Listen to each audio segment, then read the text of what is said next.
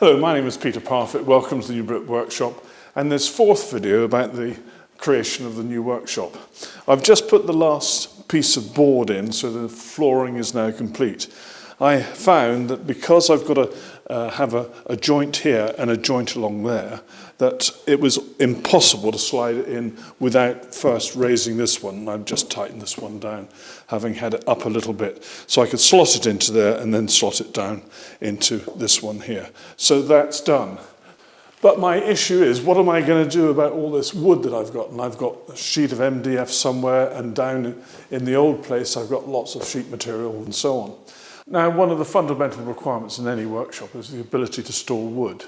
Now, I had the advantage in the old location of being able to store some in the workshop, mainly leaning against the wall and looking pretty untidy, but the rest of it was in the barn. Well, what I'm doing here, as I don't have the luxury of a secondary storage location like the barn, I'm building some racking. Now, it's going to occupy most of this space here, and this is just one of the sections. And the idea is I'm going to have 4 of these frames, and they're going to be about 750 millimeters apart, maybe a little bit more. And they'll be very firmly fixed in place and held relative to each other. Long pieces of ordinary wood will be stored in the sections that you see like this. And down here, I'm going to have space for sheet material. And I'm going to divide this such that on one side I have large pieces and on the other side I have the smaller pieces.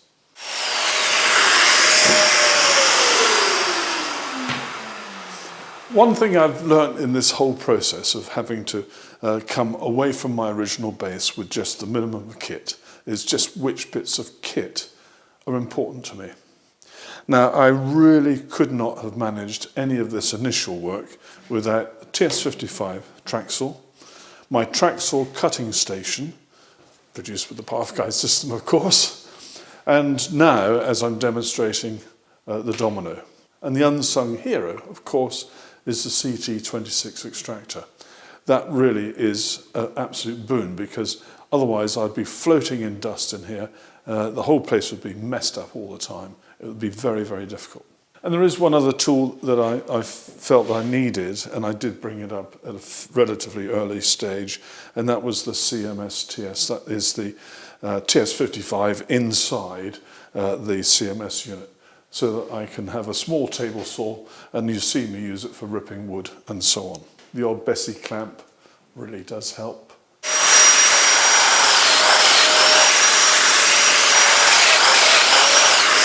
Now, in my design, I've got 4 cross pieces. These pieces here, which are in the middle section. There'll be 3 on one side and 1 on the other.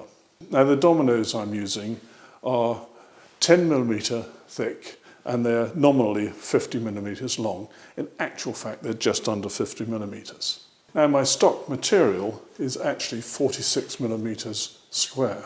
Now, my worry is, and you can see it in my plan, is that where I've got 2 of these sections coming together into one single upright, that the dominoes could bump into each other because they're in the same line.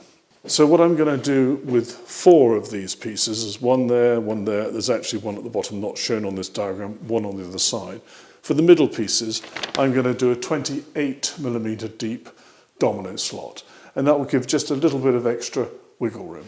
So I've now put the domino on its deepest setting, which is 28. And these are the 4 pieces which will have the 28 millimeter slot at both ends.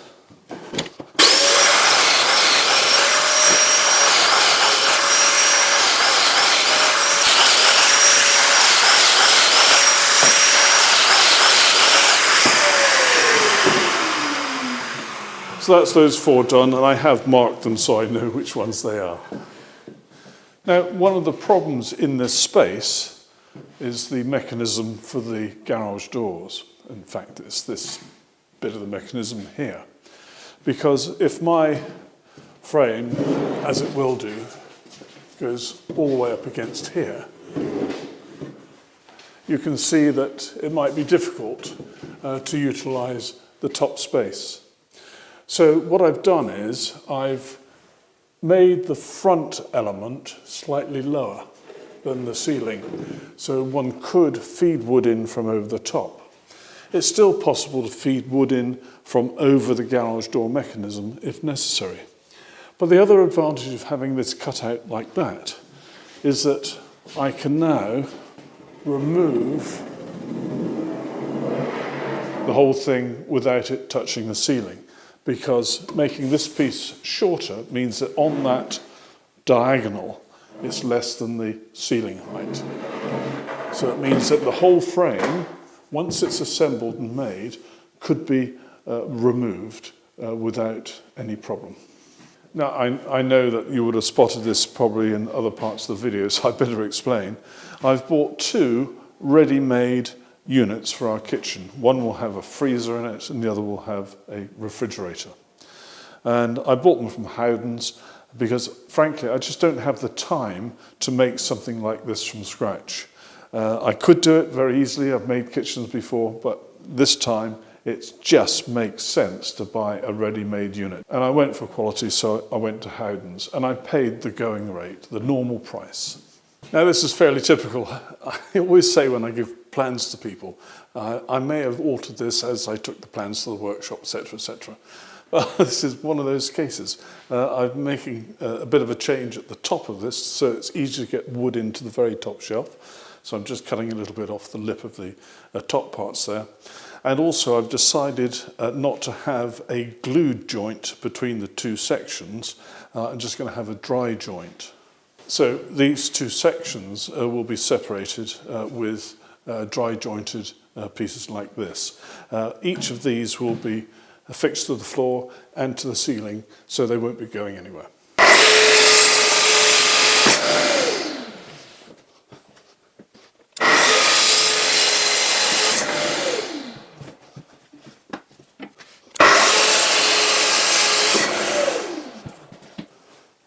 I think we're going to be playing Jenga at Christmas time. Now, in order to get this upright now, I've got the section which is shorter here at the top, and I'm going to start lifting and moving it into place. This might not be very elegant.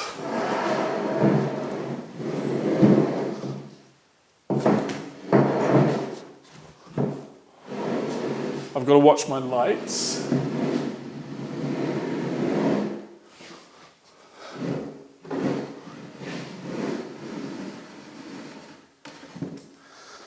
That's it. I've already put this other one in place, and I've put the top cross member, the one that's dry fitted, in place. And I've got 3 more of these dry fit members to put in.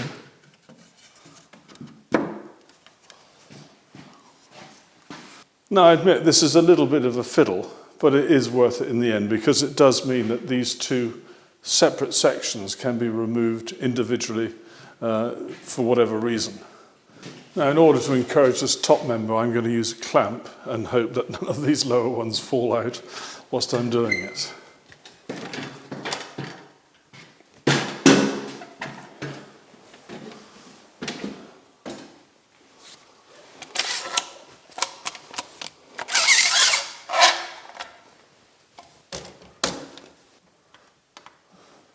Right, that started that top one off, and the clamp should stop it from coming adrift. And hopefully now I can put this one in.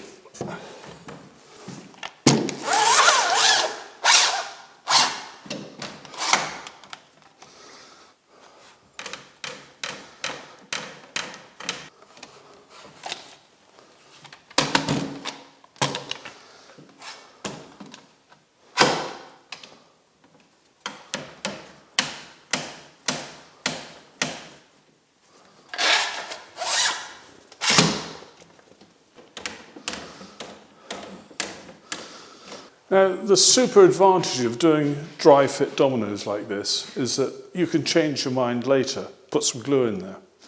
But by having them dry fit, it does make this much easier to disassemble and adjust. Maybe I want to add to it at a later stage.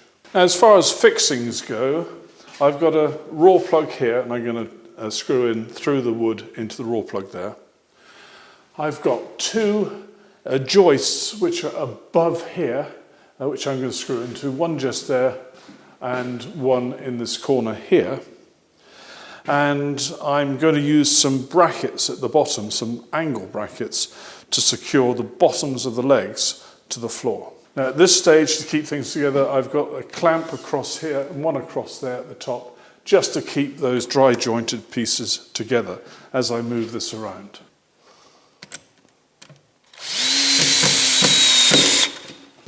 Right, that's that one. That's nice and firm. Fingers crossed that I've calculated where my joists are correctly. We'll see.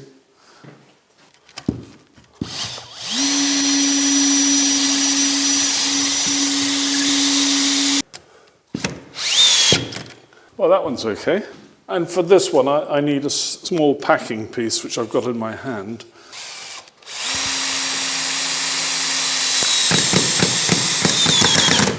Well, that seems to have worked. So all I need now are my little angle brackets. I'll buy those from Screwfix in the morning.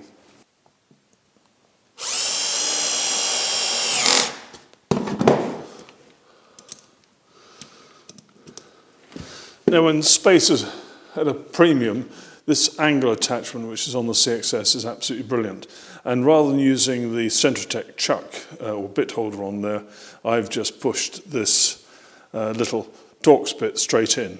And it means this distance is much less, and I can easily get in to put these screws in. Now these right angle brackets came from Screwfix. I think they were something like £1.70 for 10, so they're as cheap as chips, but they'll do the job just behind these legs. I'm going to screw them to the floor and also to the back of the leg. By screwing it in where I am, any wood passing to and fro won't be inhibited by a bit of the bracket sticking out.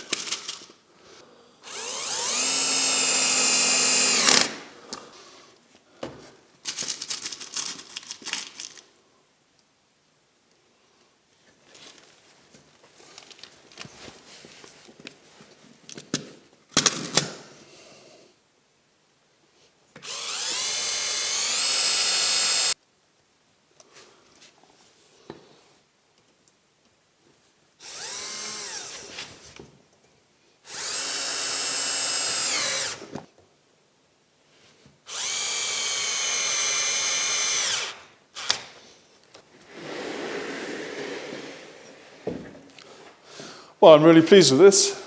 Tidy wood pile. Mind you, I've got a lot more to come when I move the rest of it up to this house, but that'll probably fill that easily. And I've got somewhere now for my sheet material, and none of it can fall down as it sometimes did back in the old location. So there we go. Things are progressing. Many thanks for watching. Take care. Bye-bye.